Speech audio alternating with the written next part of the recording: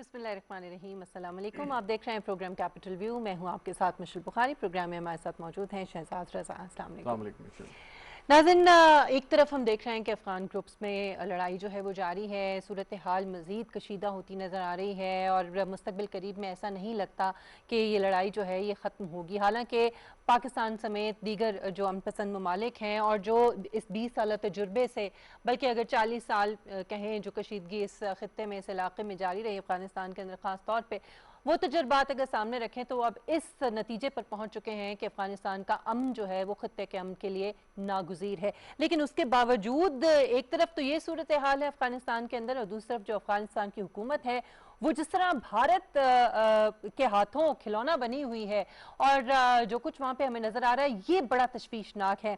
और इस हवाले से वज़ीर आज़म इमरान खान साहब ने, अगर मैं ये कहूँ कि पाकिस्तान के किसी हेड ऑफ द स्टेट ने पहली मरतबा जिस बरमला अंदाज में और जिस दो टोक तरीके से, दो टोक अल्फाज में भारतीय सहाफ़ी को जवाब दिया और ये कहा कि भारतीय हुकूमत जो है वो जिस तरह से RSS की आइडियोलॉजी के ऊपर अमल पैरा है वो कभी भी अमन व अमान कायम नहीं होने देगी और ख़ासतौर पर पाकिस्तान और भारत के जो ताल्लुकात हैं उनमें बेहतरी इस सूरत हाल में और इस तर्ज अमल के होते हुए नहीं हो सकती। हम देख रहे हैं कि इसकी गूंज जो है वो भारतीय मीडिया में सुनाई दे रही है और मेरे ख्याल में बहुत अरसे तक हमें सुनाई देती रहेगी उनकी चीखों की सूरत में। ये कितना ज़रूरी था किसी हेड ऑफ द स्टेट के मुंह से इस तरह की बात होना और इस तरह बरमला इसका जवाब देना, और इसी हवाले से भारत का जो किरदार है इस वक्त उसके हवाले से हम गुफ्तगू करेंगे। शहजाद, एक तो ये कि ये जो जवाब दिया गया उसके बाद आप देख रहे हैं कि भारतीय मीडिया में जो शोर शराबा मचा हुआ है, ये कितना ज़रूरी था? इससे पहले कि ये बड़ा अफसोसनाक रहा है कि इस तरह खुल के भारतीय हुकूमत या मोदी हुकूमत के खिलाफ बात उस तरह से नहीं की जाती रही। हालांकि कश्मीर के हवाले से सभी करते रहे लेकिन इस तरह से नहीं हुआ। पहली तो बात यह है कि जो भारतीय मीडिया है वो एक जिंगोइस्टिक मीडिया है और एक so called ultra nationalist ideology को लेकर चलता है। कुछ बात का बतंगड़ बनाना, अपने मर्जों मतलब के जो अल्फाज के ऊपर अपने मतलब चढ़ाना, और उन्होंने ये चीज़ तो बिल्कुल ख़त्म कर दी, इग्नोर कर दी, अवॉइड कर दी, कट कर दी कि वज़ीर आज़म ने जो RSS की आइडियोलॉजी पर कमेंट किया। लेकिन उन्होंने ये कहा कि जी वज़ीर आज़म पाकिस्तान ने तालिबान से मुताल्लिक सवाल का जवाब देने से गुरेज किया, इस चीज़ को बढ़ा चढ़ा के पेश किया, which is very stupid approach अगर आप एक इम्पार्शियल और फेयर जर्नलिज्म की बात करते हैं। दूसरी बात यह कि वज़ीर आज़म ने जो बात की है वो कोई नई बात तो है नहीं। RSS की आइडियोलॉजी का हमें पता है, नरेंद्र मोदी के माजी का हमें क्या पूरी दुनिया को पता है। एक मौका वो था कि जब अमेरिका और यूरोप के बहुत से ममालिक में उसके दाखिले पर पाबंदी थी, लेकिन इस तरीके से कहा किसी ने नहीं। आपने बिल्कुल दुरुस्त कहा, या ऐसा भी होता रहा कि नरेंद्र मोदी अचानक पाकिस्तान के दौरे पर भी आ गए, एक निजी फंक्शन में शिरकत भी की और उनको होस्ट उस वक़्त के वज़ीर आज़म ने किया, जिसके बाद बहुत तनकीद भी उन पर उसके ऊपर हुई। जो भी उनका मकसद होगा उस पर जाए बगैर। लेकिन बात यह है कि जब आप एक शख्स के माजी से वाकिफ़ हैं, बगैर उसको उसकी वो पोजीशन क्लियर किए हुए आप जब उस शख्स को अपने यहाँ पे इनवाइट करते हैं, दावत देते हैं और बाईपास करते हैं पाकिस्तान के स्टेट इंस्टीट्यूशंस को, उनकी आरा को, पाकिस्तान की जो नेशनल सिक्योरिटी एजेंसीज हैं उनके बहुत सारे कंसर्न्स थे। तो वज़ीर आज़म ने जो बात की उन्होंने बिल्कुल ठीक कहा। उन्होंने बिल्कुल, इसमें मेरे ख्याल में इदारों का और हुकूमत का एक पेज पे होना जो हम पहली मर्तबा देख रहे हैं इस तरीके से, और माशाल्लाह जाहिर है कश्मीर के मामले पर या भारत के मामले पर वो भी एक बहुत इंपॉर्टेंट फैक्टर है। जी बिल्कुल, और इसमें कोई बुरी बात नहीं है। हम ये कहते हैं ना कि जी तो बहुत अच्छी बात है कि हुकूमत जो है वो फौज की जो है वो मशवरे से बात कर रही है, तो फौज एक इदारा है, आपने सही कहा। और दूसरी बात ये, दुनिया भर में जो इस किस्म की आपकी हिकमत अमली तैयार होती है इलाकाई सालमियत पे, मुल्की सालमियत पे, उसमें बहुत ज़बरदस्त किस्म की इनपुट होती है मुहज़्ज़ब ममालिक में, उन जदीद ममालिक में जहाँ जमहूरियत की जड़ें बड़ी मजबूत हैं। सो ये बात करना अगर कहीं से इनपुट आ रही है और आप हुकूमत, ऑब्वियसली अब वज़ीर आज़म का ये काम नहीं है कि वो इस किस्म के सिक्योरिटी एनालिसिस करें, बैठे देखें, इसके लिए आपके इदारे मौजूद हैं और उन्हीं इदारों पर आप एतमाद करके अपनी पॉलिसी वज़ा करते हैं। सो वो जो बात उन्होंने की वो बड़े टू द पॉइंट और दो टोक बात थी कि यस हम बात करना चाहते हैं, पाकिस्तान अमन का ख़्वाह है, लेकिन RSS की जो आइडियोलॉजी है और वो नरेंद्र मोदी और उनकी जो सारी कंपनी है वो जो आइडियोलॉजी लेके चल रहे हैं कि जिन्होंने मुसलमानों का भारत के अंदर जीना एक तंग किया हुआ है, कश्मीर में जो करते रहे हैं हम उस पर बेतहाशा हम प्रोग्राम कर चुके हैं, और उसके साथ साथ ख़ास तौर पर पाकिस्तान के साथ जो उनका एक रवैया है। अब प्रॉब्लम यह है कि आपने देखा कि आज DG ISPR की भी जो प्रेस कॉन्फ्रेंस उन्होंने जो बात की, उन्होंने यही कहा कि जो रिसेंट वेव है of terrorism against the security forces, ये अफगानिस्तान की बदलती हुई सूरत हाल के उस तनाजुर में है। और अफगानिस्तान की बदलती हुई सूरत हाल से जो फ़ायदा है, तालिबान तो पाकिस्तानी फोर्सेस पे ना पहले कभी अटैक करते थे, ना अब करते हैं, ना उनका कोई ऐसा एजेंडा है। उनका एक सिर्फ और सिर्फ मकसद ये है कि अफगानिस्तान के अंदर अपनी मर्जी की वो हुकूमत लाना चाहते हैं। इलाकाई पॉलिटिक्स से उनको कोई खासी दिलचस्पी बिल्कुल नहीं है। उस नुकसान सिर्फ भारत को है अगर अमन कायम होता है अफगानिस्तान में, exactly. जो नहीं चाहता। अब आप ये देखें कि अफगानिस्तान के और वजीर आजम जिस कॉन्टेक्स्ट में बात कर रहे थे और बात भी की कि जितने ममालिक हैं उनका एक अपना अपना इंटरेस्ट है। रूस चाहता है कि वहाँ पे अमन हो, चीन वहाँ पे अमन चाहता है, ईरान वहाँ पर अमन चाहता है, पाकिस्तान ऑब्वियसली वहाँ पर अमन चाहता है। लेकिन वो कौन सी कुव्वतें हैं या ममालिक हैं जो नहीं चाहते कि वहाँ पे हालात ठीक हों? एक तरह से हम अमेरिका पर ये मौजूद इल्ज़ाम उसको ठहरा सकते हैं कि वो बात हो सकती है। दूसरी तरफ भारत है, और दिलचस्पी की ये बात ये कि जो अमेरिका और भारत का एक नेक्सस है साउथ एशिया की पॉलिसी में, जो अमेरिका ने वजह की और अनाउंस की, जिसमें भारत का किरदार है, वो किस लिए थी? वो इसी वजह से थी कि अफगानिस्तान के अंदर आपने किस तरीके से ऑपरेट करना है कि वहां पे आप अपने इंटरेस्ट को कायम रखें। अगर वो पाकिस्तान को शामिल करते तो यकीनन पाकिस्तान अमन कायम करने के लिए अपना भरपूर और कर भी देते। सही शहजाद, समझ आता है अमेरिका का किरदार या भारत का किरदार कि वो ये क्यों कर रहे हैं, स्पॉयलर्स का किरदार जो अदा कर रहे हैं अफगानिस्तान के अंदर, लेकिन जो कठपुतली के तौर पर इस्तेमाल हो रही है वो अफगानिस्तान की हुकूमत है। ये बड़ा अफसोसनाक है। हम ये कहते हैं कि इन 20 सालों में बाकी ममालिक ने सीखा, तालिबान ने सीखा, अफगानिस्तान ने सीखा, अमेरिका ने सीखा, लेकिन अफगानिस्तान की हुकूमत में जो लोग शामिल हैं, अगर उन्होंने इस इतने अरसे में कुछ नहीं सीखा और अभी भी वो वही कुछ कर रहे हैं, वो दूसरों के हाथों में खिलौना बने हुए हैं, तो वो तो अपने पाँव पे कुल्हाड़ी मार रहे हैं। देखिए, हम तालिबान पर जो तनकीद करते हैं वो किस बुनियाद पर करते हैं? हम उनके माजी का जो एक रिकॉर्ड है उसकी बुनियाद पर करते हैं कि जी उनका ह्यूमन राइट्स के हवाले से अच्छी बात नहीं थी, खवातीन को वो हकूक नहीं दिए, उसके अलावा रिजिड एक बड़ा अल्ट्रा कंजर्वेटिव स्टांस था। उसके साथ साथ उन्होंने कुछ ऐसे नॉन स्टेट एक्टर्स को पनाह दी अपनी टेरिटरी में कि जो नहीं देनी चाहिए थी। इस पर तनकीद होती है। अब तालिबान ने जो कमिटमेंट्स दी हैं वो तमाम उनकी उन पॉलिसियों के बरक्स हैं कि जो माजी में वो चलाते रहे। अफगानिस्तान के अंदर हुकूमत आती है, बादशाह, दुनिया भर में बादशाहतें भी हैं, हुकूमतें भी हैं, ऑटोक्रेसीज भी हैं। क्वेश्चन इज के अशरफ गनी, जब तालिबान और अमेरिका का मुआहदा हो रहा था तो उसमें कोई जंग बंदी की उन्होंने बात नहीं की। उन्होंने ये बात जरूर की कि हमारी जमीन या हमारा जो भी इन्फ्लुएंस है वो आपके इंटरेस्ट के खिलाफ इस्तेमाल नहीं होगा। अमेरिका को इतनी गारंटी मिली, अमेरिका ने कहा जी थैंक यू वेरी मच, हम यहाँ से जा रहे हैं, लेकिन फिर भी उन्होंने अपना विड्रॉल डिले किया। तालिबान और ये जो ऑफेंसिव हुए और ये जो रिसेंट आप वायलेंस में देख रही हैं वहाँ पे, इसकी वजह तालिबान जो बताते हैं वो ये कि हमें एक कमिटमेंट दी गई थी कि हम इस डेट को हम इनखला करेंगे, जो कि नहीं किया। और उनकी एक शर्त थी कि जी हम इस हुकूमत को नहीं मानते, आप एक इंटरिम सेटअप लाएं, वो सेटअप चलता रहे और उसके तहत हम आपस में इंट्रा अफगान डायलॉग के जरिए कोई एक हल, कोई एक सोल्यूशन, कोई एक फॉर्मूला, कोई दरमियानी रास्ता निकाल लें। अब प्रॉब्लम इसके अशरफ गनी साहब जो है वो छोड़ने को तैयार नहीं है। लेकिन अब आप देखें, ये मेरी नहीं 2 दिन की बीबीसी की रिपोर्ट है कि अफगानिस्तान के एक बड़े हिस्से पर तालिबान का जो है वो कब्जा है। बहुत सारे ऐसे मेजॉरिटी एक ऐसे हिस्से हैं जहाँ पर लड़ाई हो रही है, जिसमें तालिबान जो है वो स्ट्रॉन्ग एक फोर्स के तौर पर सामने पेशकदमी जारी है। 85% इलाका वो दावा करते हैं। और जो आपके मेन शहर हैं या मेन डिस्ट्रिक्ट्स हैं उन पे शायद वो एक हिकमत अमली के तहत वहाँ पर उन पर कब्जा नहीं कर रहे। पाकिस्तान, वजीर आजम पाकिस्तान ने कहा जी कि ताकत के जोर पे अगर अफगानिस्तान पे आप कुछ करेंगे तो हमें कबूल नहीं होगा। सो वेट एंड सी। अगर आप महसूस करें कि सिर्फ 2-4 शहर अफगानिस्तान की हुकूमत के पास हों, बाकी तालिबान के कंट्रोल में, तो क्या बार्गेन करेंगे आप? और अगेन बात यह कि जब आप 1.5-2 lakh NATO forces with all these equipment and drones और पाकिस्तान की तरफ से सप्लाई रूट की फरहमी, उस सारी चीज़ों के इंटेलिजेंस नेटवर्क्स के बावजूद आप तालिबान को बावर नहीं करा सके, उन्हें डिफीट नहीं कर सके, तो अब जब चंद 100 आपके लोग हैं तो क्या सिर्फ डॉलर देने से अफगानिस्तान हुकूमत स्टेबिलिटी के साथ चल पाएगी? हाँ, ये ज़रूर हो सकता है कि ये हुकूमत इतनी जल्दी ना गिरे, लेकिन फिर भी इसमें ये कि मेरे ख्याल में तालिबान इस वक्त बहुत स्ट्रॉन्ग पोजीशन में। अच्छा, इसमें एक और चीज़ जो अभी एक कॉन्फ्रेंस हुई थी पाकिस्तान के अंदर 18-19 जुलाई को, जिसमें पाकिस्तान होस्ट कर रहा था और अमन मुज़ाकरात होने थे अफ़गान ग्रुप्स के दरमियान, वो मुलतवी की गई अफ़गान हुकूमत की तरफ से, मुख्तलिफ जवाब दिए गए। उसके बाद फिर पाकिस्तान के ऊपर इल्ज़ाम तराशी, जिस पे पाकिस्तान ने कहा कि बड़ी मायूस कुन ये सूरत हाल है। लेकिन अब पाकिस्तान का इस पर रद्द अमल क्या होना चाहिए आपके ख्याल में? पाकिस्तान को इसका कोई जवाब भी तो देना चाहिए ना। पाकिस्तान की तमाम तर पॉजिटिव कोशिशों के बाद भी अगर आपको ये सुनने को मिले अफगानिस्तान की तरफ से, एक तो बड़े फ्रिवलस किस्म के एलिगेशन है कि जी पाकिस्तान की जो एयरफोर्स है वो तालिबान को सपोर्ट कर रही है, पाकिस्तान की तरफ से उनको मदद मिल रही है। इस किस्म के अजीब अजीब जंग ना सर है ना पैर है, जिसको बड़ी तफसील से DGISPR ने भी इनको एक्सप्लेन किया। लेकिन पॉइंट इस के पहली दफ़ा आप हुकूमत पर, अपोजिशन की मैं बात कर रहा हूँ, लाख तनकीद करें उनकी पॉलिसियों पे, डोमेस्टिक पॉलिसीज़ पे, उनके विजन से आपको इख्तलाफ हो सकता है, उनकी स्टेटमेंट से इख्तलाफ हो सकता है, लेकिन एक चीज़ है कि जो आपका फॉरेन पॉलिसी के फ्रंट पे आपने जिस तरीके से पाकिस्तान का एक नया चेहरा दुनिया के सामने लेके आए हैं, दैट इज़ वेरी कमेंडेबल।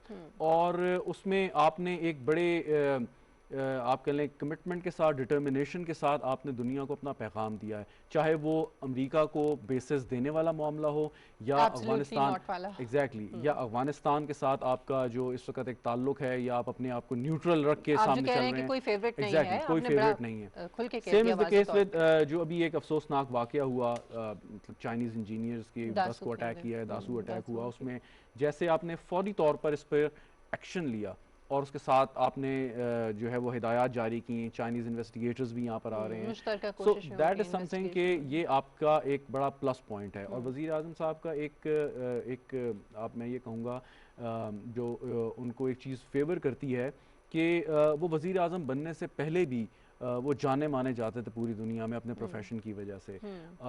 एक सॉफ्ट इमेज पाकिस्तान का, और उसमें सबसे बड़ी बात यह है कि टू द पॉइंट बात करने वाले। और मेरा नाम ब्रिगेडियर हारिस नवाज साहब हमारे साथ लाइन पे, उनसे अगर हम सवाल कर लें। ब्रिगेडियर साहब बहुत शुक्रिया हमें ज्वाइन करने का। डिस्कस कर रहे थे कि वज़ीर आज़म साहब ने जो एक रिस्पॉन्ड किया कि RSS की आइडियोलॉजी इंडिया में इस वक्त पेनिट्रेट करी हुई है, उनके इदारों में, उनकी सियासी सफ़ों में, उसके होते हुए पाकिस्तान और भारत के माबैन किसी किस्म के मुज़ाकरात, डायलॉग या ये जो हालात हैं इनमें बेहतरी जो है नामुमकिन तकरीबन नज़र आती है। माई पॉइंट इसके RSS की एक आइडियोलॉजी है, वो भारत के अंदर एक हकीकत है, उनका जो एक पॉलिटिकल मैंडेट है वो जैसे भी लिया गया वो भी एक हकीकत है, नरेंद्र मोदी की हुकूमत भी वहाँ पर है। तो ये सारे जब लवाजमात मिल जाते हैं फिर तो मतलब हालात बेहतर होते में नजर ही नहीं आते। सो पाकिस्तान को इसी पॉलिसी के तहत आपके ख्याल में इंतजार करना चाहिए कि जब वहां पर इसकी आइडियोलॉजी टूटेगी, कोई वहां पे नया सेटअप आएगा, फिर हम देखेंगे कि किस तरीके से हम मामलात को ठीक करने की तरफ जा सकते हैं। देखें, बात यह है कि पाकिस्तान को अपनी स्टेट पॉलिसी को बिल्कुल फॉलो करनी चाहिए, और हमें सबको मालूम है और प्राइम मिनिस्टर ने बड़ी बिल्कुल सही बात की कि ये RSS की आइडियोलॉजी पर है, ये सिविलाइजेशन भी थॉट के वो भी उससे बहुत दूर जा रहे हैं, अखंड भारत से लेके चल रहे हैं। और सबसे बड़ी खुशी की बात है कि पाकिस्तान में कोई प्राइम मिनिस्टर है जो खुल के अपना नुक्ता नज़र बताता है, खासतौर से इंडिया के बारे में, no reservation, no politics point of view, और आप बस साफ अल्फाज बताया जाता है। एक तो ये बड़ी अच्छी बात है। फिर उसके बाद जिस तरीके से भारत की वो साथी को शर्मिंदा हो वो और बात है, लेकिन आई थिंक नाउ इंडिया बड़ी सख्त फिक्स के अंदर है, क्योंकि उसने $3-4 बिलियन की इन्वेस्टमेंट की है अफगानिस्तान में, वो उसको डूबती नजर आ रही है। और इसीलिए वो कोशिश यही कर रहा है। अगर आपने अशरफ गनी की स्टेटमेंट भी देखी हो कि जो उसने पाकिस्तान को इल्जाम लगाया कि पाकिस्तान में नेगेटिव एटीट्यूड है, 10,000 मुजाहिदीन यहाँ पे देखते हैं, आई मीन ये बेसलेस एलिगेशन, और ये सिर्फ इंडिया जो अमेरिका की इमारत पर था कि एक मिसअंडरस्टैंडिंग हो और पाकिस्तान वहां से दूर हो जाए वहां तालिबान से किसी तरीके से, और वहां दोबारा ये अपना गलबा पा सके। एक तो ये बड़ी नाकामी हो गई है, और अब ये इसी तरह इनके साथ चलता रहेगा। बात यह कि आई थिंक पाकिस्तान हर हालत में, हर मौके पर यही कहता है कि अगर अफगानिस्तान में अमन होगा तो पाकिस्तान में अमन होगा, अगर अफगानिस्तान में हालात तकलीफा होंगे, खतरनाक होंगे, तो असर फौरन पाकिस्तान पर होंगे। और सबसे ज्यादा जो हमें फिक्र रहती हुई है कि अफगान रिफ्यूजीज बहुत तादाद में, बलोचिस्तान में ये वहाँ पर दाइश, ड्रॉ, NDS मिल के वहाँ पर जो प्रॉब्लम क्रिएट करते हैं, सेपरेटिस्ट पर सपोर्ट करते हैं, उसकी वजह से हम जो हमारा सीकर मनसूबा खुदा ना खास्ता डिले ना होता है, हमारे ये कंसर्न है। और यही हम अमेरिकन को भी बता रहे हैं। और देखिए, अगर अमेरिकन चाहते हैं कि अफगानिस्तान में अमन हो तो वो पहले वहां पर रहते, अफगान तालिबान और अफगान हुकूमत को बिठा के कोई ना कोई मसला हल करते, ब्रॉड बेस इंटर्म गवर्नमेंट बनाते, और उसके बाद वहां से निकलते। और उस वक्त अफगान तालिबान मान भी जाते। अब अफगान तालिबान बहुत स्ट्रॉन्ग पोजिशन पर है, उन्होंने आज से ज्यादा अफगानिस्तान पर कब्जा कर लिया है। अब वो अपनी मर्जी के फैसले करेंगे और अपनी मर्जी की निगोशिएशन करेंगे। तो ये क्रिएट प्रॉब्लम किया उन्होंने पाकिस्तान के लिए। और फिर जाहिर के खत्ते में अभी एक जो नया ब्लॉक बन गया, रशिया है, पाकिस्तान है, टर्की है, ईरान है, सेंट्रल एशियन स्टेट है, उज्बेकिस्तान है, ताजिकिस्तान है। ये बहुत खुशाइन बात है। मेरे ख्याल में कहीं ना कहीं सेंस पर वेल होगी, अफगान तालिबान जरूर कोई ना कोई इसका हल निकाले। सही। अच्छा ब्रिगेडियर साहब, जैसे कि आपने खुद भी कहा कि अफगानिस्तान के अंदर भारत को अपनी जो इन्वेस्टमेंट है वो डूबती नजर आ रही है और जाहिर है उसने एक तरह से वो रिटेलिएट जो है वो कर रहा है, लेकिन जो सबसे ज़्यादा अफसोसनाक बात है, पाकिस्तान और भारत के जो ताल्लुकात हैं वो तो अपनी जगह, जिसमें इमरान खान साहब ने भी जवाब दिया भारतीय सहाफ़ी को, लेकिन अफगानिस्तान की जो हुकूमत जिस तरह से इस्तेमाल हो रही है भारत के हाथों में, ये कितना अफसोसनाक है और इसके जवाब में पाकिस्तान का क्या तर्ज अमल होना चाहिए, ये पाकिस्तान को क्या करना चाहिए, जैसे इल्ज़ाम तराशी इस वक्त पाकिस्तान के ऊपर की जा रही है अफगानिस्तान हुकूमत की तरफ से। देखिए मिशेल, बात ये है कि आप ये समझें कि अगर इंडिया वहां पर इन्वॉल्व हो रहा है तो किसके इमा पर हो रहा है। मीन्स कि अमेरिकन आर इंटरेस्टेड कि इंडिया को वहां पर रोल दें और फिर अफगान तालिबान के साथ मिलकर वो वहां पर और ज्यादा हालात को खराब करें, वहां पर खून रेजी हो, खाना जंगी हो, और जितने वहाँ हालात खराब होंगे उसके फॉलोअर्स पाकिस्तान पर आएंगे, पाकिस्तान की मैशत को फर्क पड़ेगा, पाकिस्तान में डिस्टेबलाइजेशन बढ़ेगी, हमारा फ्यूचर मनसूबा लेट होगा, बिकॉज ऑफ सीरिया वो बलोचिस्तान में भी इंटरफेरेंस करेंगे। तो इस वजह से इंडिया को ये मौका दिया गया है। लेकिन मेरे ख्याल में अब जो Russia, Pakistan, China, Iran, Turkey, central Asian country जो मिल गए हैं, ये एक बहुत बड़ा ग्रुप बन गया और ये ग्रुप का बेसिक मकसद ये है कि अफगान तालिबान को और अफगान गवर्नमेंट को किसी तरीके से आपस में बिठाएं, दोहा में ईद के बाद बिठाएं और इनके मुज़ाकरात करें, peaceful broad based interim government वहाँ पर बने जिसको इक़्तिदार मुंतकिल किया जाए और फिर कुछ अर्से के बाद प्रॉपर तरीके से इलेक्शन हो और उसमें अफगान अपनी मर्जी की हुकूमत बनाए, जो भी हुकूमत बनेगी पाकिस्तान उसको तस्लीम करे। ठीक ब्रिगेडियर साहब, ये अगेन कमिंग टू पाकिस्तान और इंडिया रिलेशन, पाकिस्तान ने कई दफ़ा गुडविल जेस्चर के तौर पर बात भी की, कहा भी, अभी वज़ीर आज़म साहब ने कई दफ़ा और पाकिस्तान के दीगर जो आला हुकाम है वो भी यही बात करते रहे कि आपकी आवाज़ नहीं आ रही है। जी, मेरा क्वेश्चन है कि पाकिस्तान और भारत के मामले पर हमने बहुत गुडविल जेस्चर शो किए हैं। माजी में हमने देखा कि नरेंद्र मोदी पाकिस्तान आया, उसको वो कैसे इनवाइट किया, क्या किया।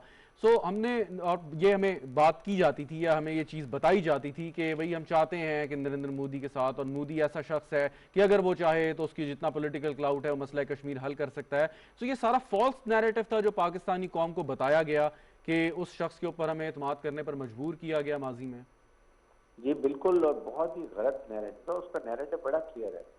उसका नैरेटिव ये है कि जो कि अमेरिका के सीक्रेट अप्रूवल कि पाकिस्तान की फौज और अवाम में जो एक आपस में एक एतमाद है उसमें दरार पैदा की जाए, उसमें वैश क्रिएट किया जाए, फौज को कमज़ोर किया जाए और फिर फौज कमज़ोर होगी तो खुदा न खुदा फेडरेशन ऑफ पाकिस्तान को नुकसान पहुंचे और उसके छोटे हिस्से हो जाए। ये डिज़ाइन है।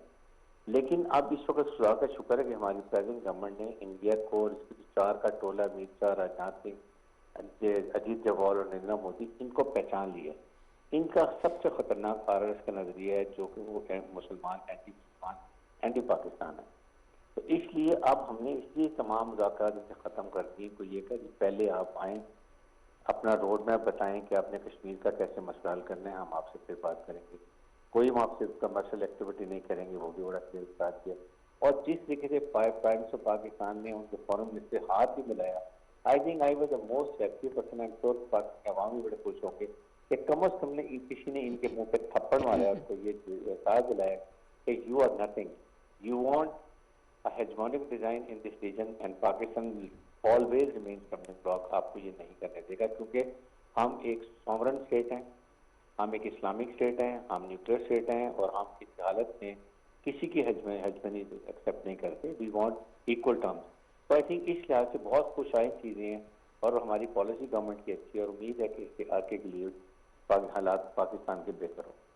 बहुत शुक्रिया ब्रिगेडियर हारिस नवाज साहब आपके वक्त के लिए। और बड़ा ज़रूरी है कि भारत का जो किरदार है, हम वक्तन फ़वक्तन देख रहे हैं कि हुकूमत की जानिब से, जैसे हमने माजी में अभी कुछ अर्सा पहले देखा, डॉसियर के ज़रिए भी सबूतों और शवाहिद के साथ जो इन्वॉल्वमेंट है भारत की पाकिस्तान के अंदर दहशत गर्दी में, उसके हवाले से जो है दुनिया को एक्सपोज़ किया, भारत को दुनिया के सामने। और फिर उसके बाद भी अभी जो जौहर टाउन में लाहौर के अंदर वाक़या पेश आया, अभी एक बहुत ही अफसोसनाक वाक़या जो दासू में पेश आया है, उसके हवाले से चीन और पाकिस्तान की मुश्तरका तहकीकात जारी हैं।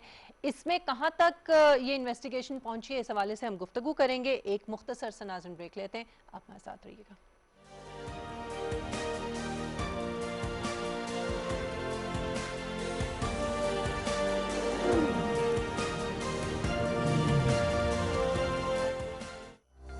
चलिए दादा, आपका मास्क और ये मेरा।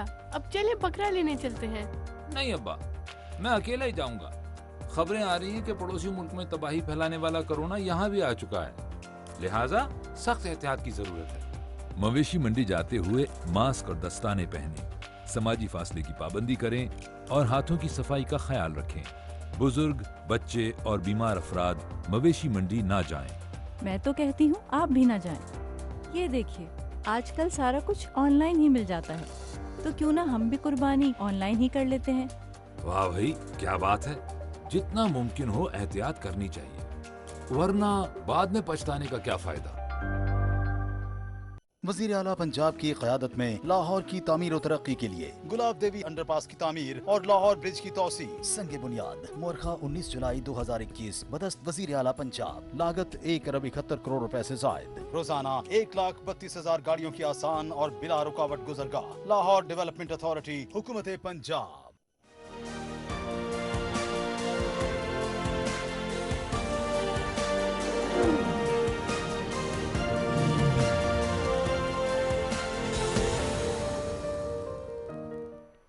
वेलकम बैक नाज़रीन। दासू में जो हादसा पेश आया, बहुत ही अफसोसनाक ये वाक़या था। मुश्तरका तहकीकात इस वक्त पाकिस्तान और चीन की जो तहकीकाती टीमें हैं वो कर रही हैं। चीनी जो टीम है वो इस्लामाबाद में मौजूद है। सी पैक दुश्मन क़ुव्वतें, हम सब जानते हैं कि कौन है, कौन सी ऐसी क़ुव्वतें हैं जिनको सी पैक जो है जिनकी आंखों में खटकता है।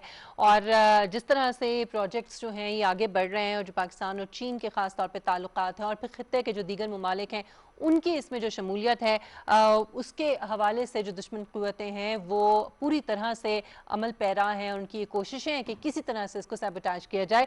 और ये तमाम खदशात जो हैं ये पाकिस्तान की हुकूमत और सिक्योरिटी फोर्सेस बड़ी अच्छी तरह इनसे वाकिफ़ हैं और इस हवाले से जो इक़दामात हैं वो पहले से उठाए गए हैं। लेकिन उसके बावजूद ये अफसोसनाक वाक़या जो है ये पेश आना, जिसमें दहशत गर्दी का जो एलिमेंट है उसको किसी भी तरह से फरामोश नहीं किया जा सकता। और फवाद चौधरी साहब ने भी खास तौर पे बड़ा वाज़ेह तौर पे कहा कि ये इसमें हो सकता है। अभी जो तहकीकात हैं वो कहाँ तक पहुँची हैं, आज हम कोशिश करेंगे कि इस हवाले से मज़ीद जाने और हम अपने मेहमान से जो है वो रब्ता करें। शहजाद, एक तो ये आज DGISPR major general Babar Iftikhar Sahab ने बड़ा वाज़ेह तौर पे कहा कि अफ़गानिस्तान में जो मौजूदा सूरत हाल है उसकी वजह से पाकिस्तान के ऊपर असर हो सकता है और पाकिस्तान में भी कशीदगी जो है हो सकती है, क्योंकि दहशतगर्दों के जो स्लीपर सेल्स हैं वो दोबारा से फ़ाल हो रहे हैं वहाँ पर।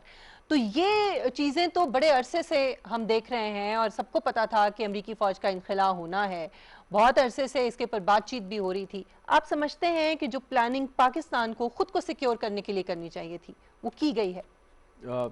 प्लानिंग तो बहुत की है, काम भी हुआ है। हम कई दफ़ा डिस्कस भी कर चुके हैं कि जो बॉर्डर फेंसिंग हमने की और बाकी ये जो जिस अफसोसनाक वाक़ये की आप बात कर रहे हैं, तो मेरे ख्याल में जाहिद हफीज़ चौधरी साहब हमारे साथ हैं, उनसे ये सवाल का जवाब ले लेते हैं। बहुत शुक्रिया जाहिद हफीज़ चौधरी साहब हमें ज्वाइन करने के लिए।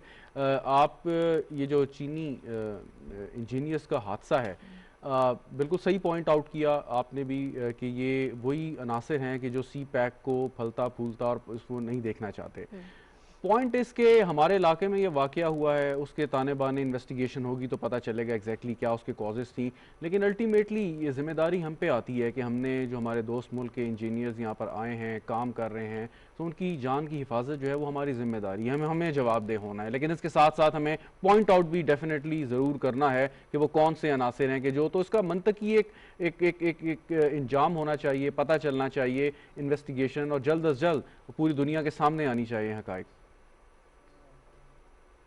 जाहिद साहब जी, अस्सलाम वालेकुम शहजाद, बहुत मेहरबानी आपने अपने प्रोग्राम में दावत दी। ये एक इंतहाई अफसोसनाक वाक़या हुआ दासू में, जब ये चीनी इंजीनियर जा रहे थे अपने प्रोजेक्ट साइट के ऊपर, तो उस वक्त रास्ते में ये वाक़या हुआ। उसमें 9 चीनी और 4 पाकिस्तानी जो है वो लौट गए। उसके अलावा लोग जख्मी हुए जिन्हें फौरी तौर पर साथ प्रोवाइड की गई। पाकिस्तान आर्मी ने उसी वक्त जो हेलीकॉप्टर्स के जरिए उन्हें रेस्क्यू किया। लेकिन पाकिस्तान की चाइनीज प्रोजेक्ट और चाइनीज पर्सनल की सिक्योरिटी की प्रायोरिटी है हमारे लिए, उसके लिए स्पेशल अरेंजमेंट किए गए हैं। लेकिन एक इंतहाई अफसोसनाक वाक़या है। और उसके बाद हमने चाइनीज प्रोजेक्ट की और चाइनीज पर्सनल की जो सिक्योरिटी है उस हवाले से उसे फर्दर बीफ अप भी किया है।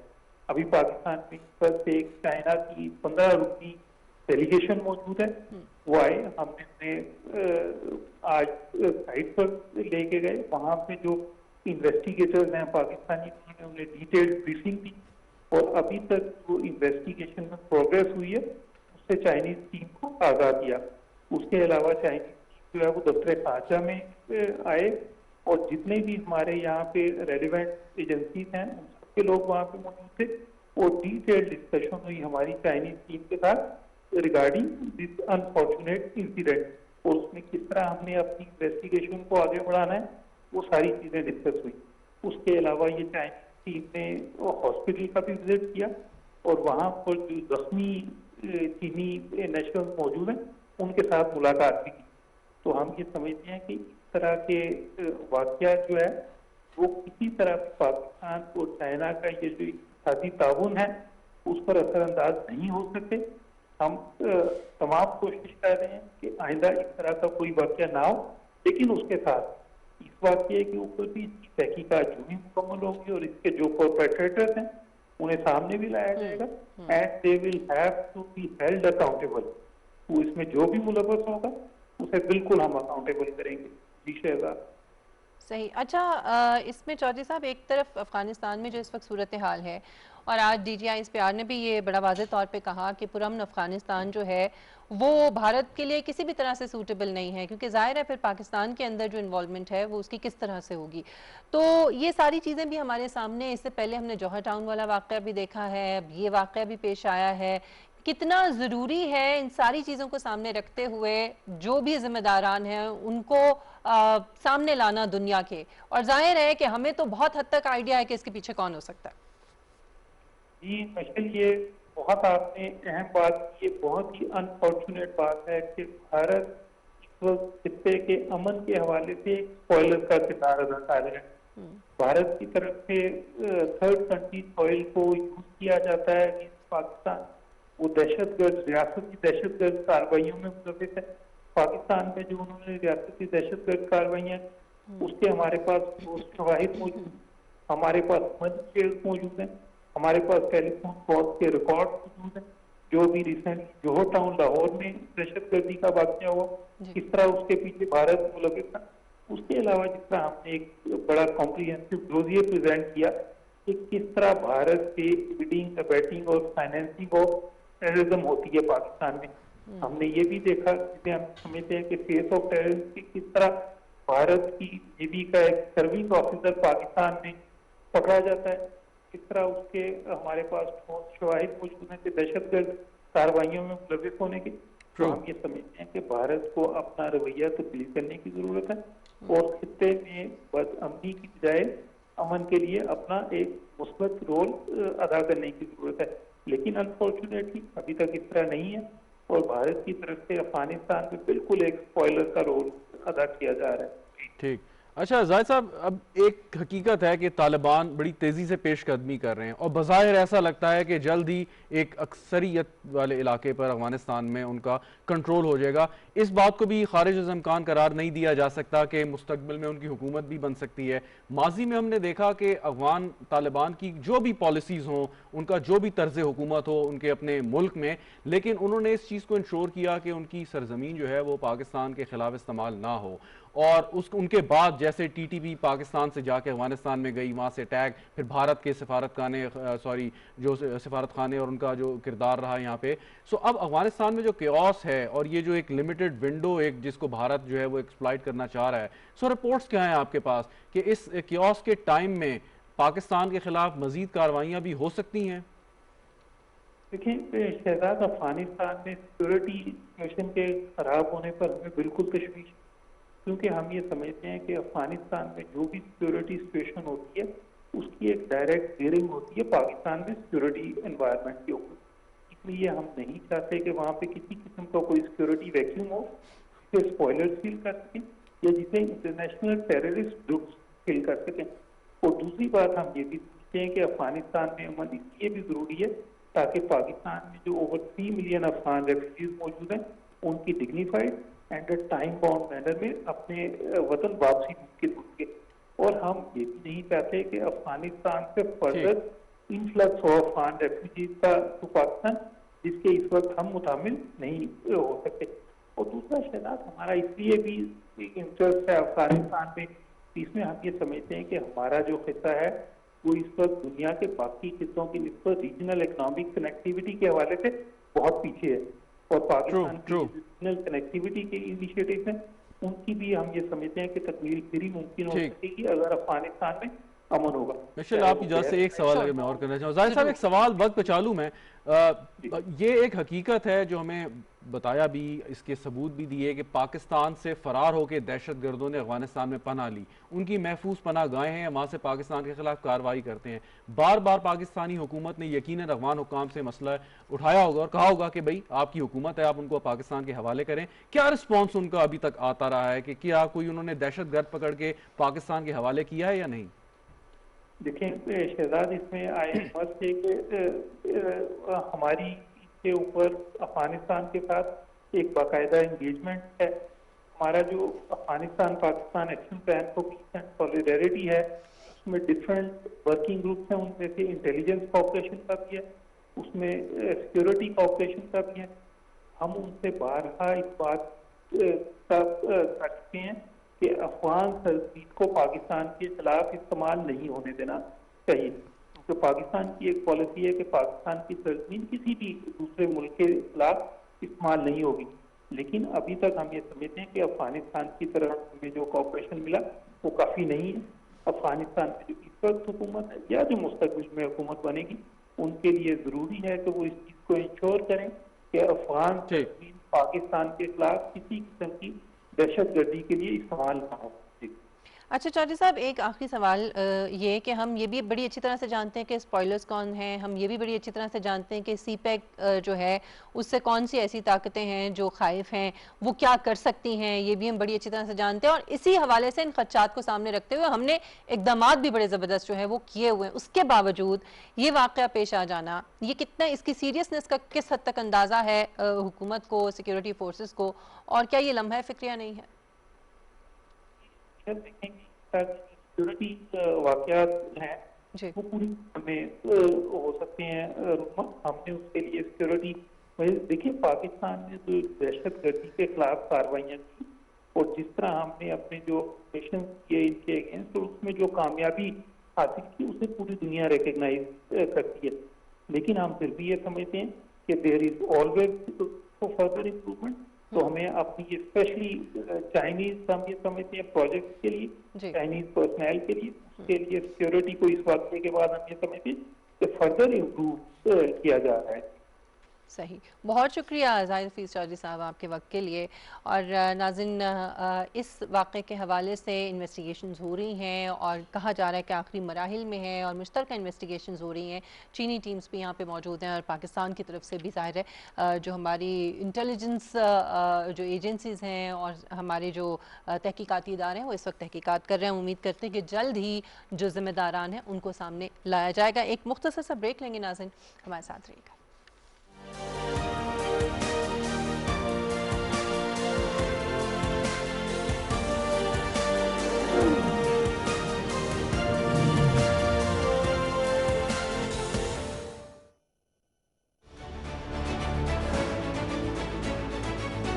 हर तरफ ब्रेकिंग न्यूज, रेटिंग के गर्दाब में लिपटे तज्जिए और तहलका खेज इंकिशाफात, मसाइल और सियासत के शोर में छुपे खामोश मफादात, अवाम के लिए दिन रात सिर्फ मायूसी ही क्यों। मुआशी तरक्की, हकीकी खुशहाली, सच और मुल्की मफादात पर पड़ी धूल कौन साफ करेगा? कौन बताएगा असल हकायक? कौन दिखाएगा आज का पाकिस्तान?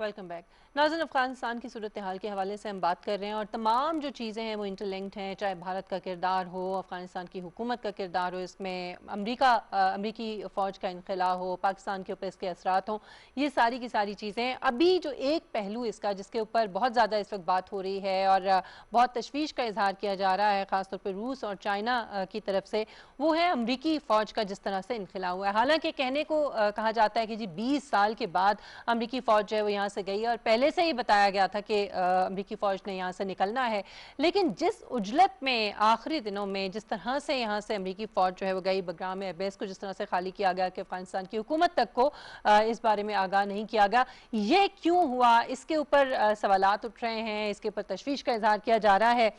इसी हवाले से हम गुफ्तगू करेंगे और इसी तनाजुर के अंदर जो पाकिस्तान और जो अमरीका के ताल्लुकात हैं उसके हवाले से भी बात करेंगे, जिसपे आर्मी चीफ ने कहा है कि पाकिस्तान अमरीका से तवील मुद्दती ताल्लुकात जो है उसका ख़्वाह है, जबकि अमरीका की तरफ से भी बड़ी जो बातों की हद तक बड़ी मुस्बत बातें जो हैं वो सामने आ रही हैं। अमरीका ने अफगान अमन के मामले में जो पाकिस्तान की कोशिश है उसका बरमला एतराफ़ किया है। सो इसी हवाले से हम गुफ्तगू करेंगे। एक तो इसमें ये बात की जा रही है शहजाद के जो अमरीकी इनखला है वैसे तो बहुत पहले से प्लान था, बता दिया गया था, लेकिन अब सवाल ये उठ रहा है कि जिस तरीके से किया गया और कोई मुतबादिल प्लान जो है वो दिए बगैर किया गया, तो ये क्या जानबूझ के अमेरिका ने किया है कि कुछ ना कुछ प्रॉब्लम जो है वो पीछे रह जाए, अफगानिस्तान निपटे, इलाके के जो दीगर जो ममालिक हैं वो इससे खुद निपटें और मैं एक साइड पे हो जाऊँ? असूलन होना तो ऐसे ही चाहिए था कि अमेरिका जो है वहाँ यहाँ से जाने से पहले कोई ना कोई इसका हल निकाल के जाता।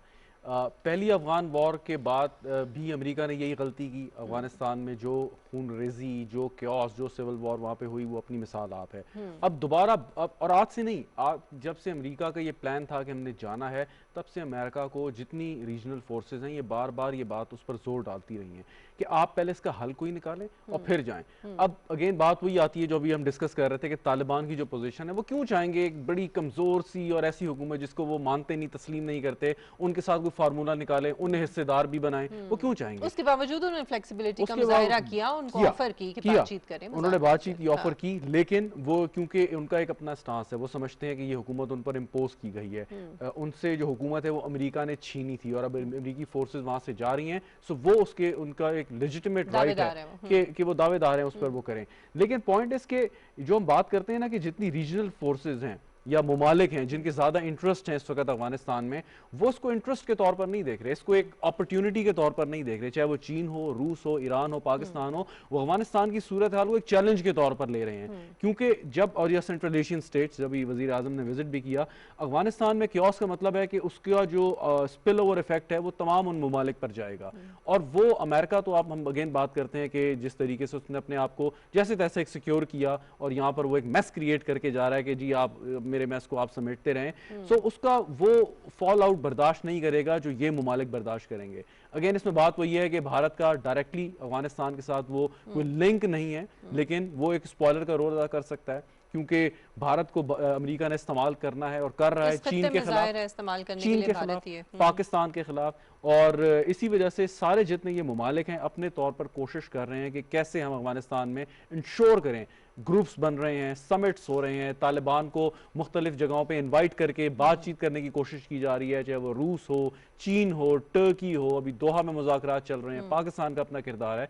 तो ये हम सारे मुमालिक जो हैं ये कोई ऐसे ही हवा में तीर नहीं चला रहे, इनकी कोशिश है कि वहां पर अमन आए। अमन कैसे आएगा? अल्टीमेट जो डिसीजन है वो तालिबान का और अफगान हुकूमत का। मैं इसी पे आने वाली थी कि इस वक्त सर्वाइवल की एक तरह से जो कोशिशें हैं अफगान हुकूमत की, वो इसके लिए जहाँ से भी उनको सहारा मिल रहा है वो सहारा जो है वो ले रहे हैं, चाहे वो भारत हो या वो अमेरिका हो। अमेरिका ने तो एक हद तक ज़रा खुद को साइड लाइन किया, लेकिन भारत जो है वो पूरी तरह से अफगान जो फोर्सेज हैं उनको इस वक्त सपोर्ट कर रहा है अफगानिस्तान के अंदर। बात यह है कि जो आप कह रहे हैं कि इस वक्त सारी जिम्मेदारी जो है वो अफगान गवर्नमेंट और तालिबान यानी जो फरीकैन हैं जो अंदरूनी तौर पे वो कर सकते हैं अपने मुल्क के लिए, वो और कोई नहीं कर सकता। तो जब तक ये उस पर रियलाइजेशन पे नहीं आएंगे तब तक कैसे अफगानिस्तान का मसला हल होगा और कैसे हम कायम होगा? ये दोनों पे जिम्मेदारी है। और अफगानिस्तान में किस किस्म की हुकूमत होनी चाहिए, अफगानिस्तान में निज़ाम क्या आना चाहिए और किसी भी सियासी जमात या ग्रुप का ताकत में आने का तरीक़ेकार क्या होना चाहिए, ये तय करना है अफगानिस्तान की लीडरशिप ने। और कौन ताकत संभालेगा, हासिल करेगा, ये फैसला होना चाहिए अफगानिस्तान के अवाम का, जो बार बार पाकिस्तान भी कह चुका है। पाकिस्तान दफ्तर खारजा ने बात की, वज़ीर आज़म पाकिस्तान ने बात की है ये। लेकिन अब इशू ये है कि तालिबान को हम एक सियासी कुव्वत के तौर पर नहीं जानते। अब उनकी स्ट्रैटेजी तब्दील हो सकती है, वो कह सकते हैं हम आएंगे, लेकिन हमने माजी में नहीं देखा कि तालिबान ने कभी कोई सियासी मुहिम चलाई हो, उन्होंने लोगों को उनके दिल जीते हों या उन्होंने वोट हासिल करने की कोशिश की गई हो। उनका एक डिफरेंट निज़ाम है, डिफरेंट तरीके से आया, उसके चलते ये भी है कि इन 20 सालों में उन्होंने बहुत सीखा है, मैं और सियासी तौर पे भी वो बड़े मुस्तहकम हुए। मैं सिर्फ आपको माजी की बात एक कर रहा हूँ, लेकिन एक हकीकत है कि इतना अरसा तालिबान सरवाइव कैसे करते रहे। सर्वाइवल की वजह तो यकीनन उनको मदद भी हासिल होगी, लेकिन जब तक अंदर से अवाम की मदद ना हो, आपका इतने बड़े ग्रुप का इतने बड़े पैमाने पर सर्वाइव करना मुश्किल होता है। और तालिबान कौन है? ये अफगानिस्तान के अवाम ही है, कोई बाहर से या किसी दूसरे सैयारे से कोई मखलूक तो नहीं आई। सो पॉइंट इज के जब तक ये इंट्रा अफगान डायलॉग के जरिए आप इस चीज़ का हल नहीं निकालेंगे, ये पॉसिबल नहीं होगा। और इसमें ज़्यादा जिम्मेदारी, तालिबान से ज़्यादा जिम्मेदारी जो है वो अशरफ गनी हुकूमत की है कि आपका इक़्तिदार जिस तरीके से आप आए थे, उस इक़्तिदार को, और जो आपका फार्मूला था, एक अजीब किस्म का इलेक्शन हुआ, अनाउंसमेंट नहीं हुआ, फिर आपने पावर शेयरिंग की, आप उसको छोड़ें। आप आपस में मिल के तालिबान के साथ एक कंसेंसस के साथ एक न्यूट्रल सेटअप वहाँ पे कायम करें, और उसके तहत जो है जो भी ट्रांजिशन होनी है, जो भी तरीक़ेकार उसका होना है, वो आप करें। आप अगर उस तरीक़ेकार के तहत जीत जाते हैं, दोबारा आ जाते हैं, वेल एंड गुड। नहीं आते, तालिबान आ जाते हैं, तो फिर उसको आप होल हार्टेडली एक्सेप्ट करें। हमने ये बात तो की, और बहुत हद तक इस बात में सदाकत है। हकीकत भी यही है कि अंदरूनी तौर पर जब तक स्टेबिलिटी नहीं आएगी, स्टेबिलिटी तो खैर बहुत दूर की बात है, एटलीस्ट बैठेंगे नहीं तमाम फरीकैन, मिल बैठ कर बातचीत नहीं करेंगे, तब तक अफगानिस्तान में अमन कायम नहीं हो सकता या मसले का हल नहीं निकल सकता। लेकिन जो खित्ते के दीगर ममालिक है, जिनमें ख़ासतौर पर रूस और चाइना जो है वो इस वक्त शदीद तशवीश का इजहार कर रहे हैं अमरीकी फ़ौज के इनखिलाफ पर, जिस तरीके से हुआ। लेकिन जो सूरत हाल पैदा हो चुकी है, उसमें किरदार इन ममालिक का, कोशिशें तो हो रही हैं अमन कायम करने की, मुज़ाकरात के लिए भी, लेकिन मज़ीद क्या इससे बढ़ के कोई किरदार अदा किया जा सकता है इन ममालिक की तरफ से? वो क्या हो सकता है? देखें, दो फरीकैन हैं, अशरफ गनी और तालिबान। अब हमने ये देखना है कि क्या अशरफ गनी की हुकूमत चीन या रूस को तस्लीम करती है, उनके इन्फ्लुएंस को, उनकी बात मानती है या नहीं मानती? यकीनन वो बात नहीं मानती, वो अमेरिका की बात मानती है। दूसरी तरफ तालिबान है, क्या वो रूस की या चाइना का आपने जिक्र किया, उनकी बात तस्लीम करते हैं? अभी तक बज़ाहिर ऐसा नज़र नहीं आया, वो निगोसिएशन टेबल पर आया। कतर ने एक किरदार अदा किया, पाकिस्तान ने भी ये बात की कि जो लेवरेज हमारी माजी में थी वो तालिबान पर उस तरीके से नहीं है, क्योंकि तालिबान आप समझते हैं कि वो बहुत ज़्यादा मजबूत ताकत के तौर पे आए, उन्होंने एक सुपर पावर को डिफीट किया है, सुपर पावर ने उनकी बात मान के वहाँ से जा रही है। तो तालिबान के ऊपर मैं ये समझता हूँ कम अज़ कम जितने भी रीजनल ममालिक हैं उनमें किसी की उतनी लेवरेज नहीं है कि उनको कोई बात कह सके। और फिर उनका एक मिजाज है, वो कोई भी बात उन पर अगर स्ट्रॉन्ग आर्म की जाए, उन पर फोर्स की जाए, उसको तस्लीम नहीं करते। जो उनकी एक सोच चल रही है, जो उन्होंने फैसला किया, उसके ऊपर बात करते हैं। हाँ, अगर उनके साथ आप फेयर तरीके से चलेंगे, गुडविल जेस्चर्स शो करेंगे, कुछ आगे प्रोग्रेस दिखाएंगे, तो वो किसी कोई मुत्तफ़िक़ा हल की तरफ आ सकते हैं। लेकिन अगर हम ये समझते हैं कि कोई एक मुल्क या दूसरा मुल्क कोई ऐसी बात करे और तालिबान उसको मान लें, तो मेरे ख्याल में ये हकीकत के करीब नहीं है। लेकिन भारत जो किरदार अदा कर रहा है, हम ये तो बड़ा कबल वक्त होगा कि हम ये कहें कि बहैसियत स्पॉइलर के वो कामयाब है, लेकिन वार तो मुसलसल कर रहा है। पाकिस्तान के अंदर भी जो मुज़ाकरात होने थे, यानी दीगर ममालिक जो कोशिशें कर रहे हैं कि उनको मुज़ाकरात की मेज़ पे लाया जाए, फ़रीक़ैन को, अफ़गानिस्तान के अंदर के जो फ़रीक़ैन है, उसमें रुकावट तो मुसलसल वो डाल रहा है। बिल्कुल, और उसकी वजह यह है कि अगर तालिबान की हुकूमत आती है तो भारत ने जो वो दुकान वहाँ पे खोली हुई है और दहशतगर्दी जिस तरीके से फैला रहा है वो ख़त्म हो जाएगी। माजी में भी भारत का जो बिल्कुल ज़ीरो इन्फ्लुएंस था तालिबान की हुकूमत पे, अफगानिस्तान पे, लेकिन अगेन बात वो है कि तालिबान पर जो भी तनकीद करें उनके तर्ज हुकूमत पर करें, लेकिन एक चीज़ उन्होंने ये इंश्योर की थी कि उनकी सरजमीन पाकिस्तान के इंटरेस्ट के खिलाफ इस्तेमाल ना हो, और जो कि नहीं हुई। पाकिस्तान से जो दहशतगर्द भाग कर अफगानिस्तान में जिन्होंने पनाह ली, वो फॉल ऑफ तालिबान या फॉल ऑफ काबुल के बाद थी। उसके बाद वो वहाँ पे गए और उन्होंने महफूज पना गाए, भारत का इन्फ्लुएंस, फिर अशरफ गनी, हामिद करजाई, फिर अशरफ गनी की हुकूमत। तो पॉइंट इस के अगर तालिबान की गवर्नमेंट वहाँ पर आती है और जैसे आप बात करिए 20 सालों में वो बहुत कुछ सीख चुके हैं और वो शो करते हैं कि ये वो तालिबान नहीं है, ये जदीद दौर के लोग हैं और उन्होंने सारी चीज़ें उसी तरीके से चलानी है जो एक महज़ब माशरे में चलनी चाहिए। सो मैं कम अज़ कम ये कह सकता हूँ कि पाकिस्तान का जो वेस्टर्न बॉर्डर है वो कम्प्लीटली सिक्योर होगा। जो इस वक्त हम एक अजाब बर्दाश्त कर रहे हैं और किस तरीके से हमारी सिक्योरिटी फोर्सेस पे चाइनीज़ इंजीनियर का जो वाक़या हुआ, इसके ताने बाने भी आई एम श्योर के वहीं से जाके मिलेंगे। तो वो एक पाकिस्तान के लिए यकीनन बेहतरी होगी। लेकिन अगेन हम फेवरेट कोई प्ले नहीं कर रहे, हम न्यूट्रलिस्ट में हैं और हमने यही देखना है कि जो भी अफगानिस्तान के अवाम जिस चीज़ को तस्लीम करें वही हुकूमत वहाँ पर आए। और हमने देखा है कि एक तवील जंग जो है वो पाकिस्तान ने लड़ी है दहशतगर्दी के ख़िलाफ़। ये जो जंग थी और उसमें पाकिस्तान ने कुर्बानियाँ भी दी हैं। अभी भी पाकिस्तान की मुसलसल ये कोशिशें हैं कि ख़ित्ते में अमन कायम हो, अफ़गानिस्तान में अमन कायम हो, ख़ास तौर पे अपने आप को, अपनी जो बॉर्डर्स हैं उनको सिक्योर करने के लिए अभी फेंसिंग भी की गई है। इसके अलावा मज़ीद जो इक़दामात हैं, क्योंकि जो इस वक्त सूरत हाल बन रही है वो हम सबके सामने है, तमाम खदशात भी हमारे सामने हैं, कोशिशें की जा रही हैं। और यूँ तो वज़ीर आज़म इमरान खान साहब ने बड़े दो टोक अल्फाज में ये कहा कि हम पीस प्रोसेस में ज़रूर हिस्सेदार बनेंगे, हम उसमें शामिल रहेंगे, लेकिन किसी भी कॉन्फ्लिक्ट के अंदर हम फरीक जो है वो नहीं होंगे। और उसके ऊपर अमेरिका का जो रद्द अमल है वो भी फ़िलहाल बातों की हद तक तो बड़ा ही मस्बत नज़र आ रहा है। लेकिन एक खदशा ये भी है कि कहीं ऐसा ना हो कि खुदा न खास्ता कशीदगी बढ़े, जिसके असरात ज़ाहिर है कि पाकिस्तान के ऊपर आएंगे और इस नहज पे ले आया जाए सूरत हाल को कि फिर उसके बाद अपनी डिमांड्स जो हैं वो पाकिस्तान के सामने रखी जाएं। सो इस सूरत हाल पर आने से पहले पाकिस्तान को भी और दीगर जो अमन पसंद इस वक्त ममालिक हैं उन सबको कोई ना कोई लाएमल इख्तियार करना होगा और अपनी कोशिशों को तेज़ करना होगा। नाज़िन, शहजाद रज़ा को और मिशेल बुखारी को इजाज़त दीजिए। इंशाअल्लाह आपसे कल मुलाकात होगी। अपना बहुत ख्याल रखिएगा। अल्लाह हाफ़िज़।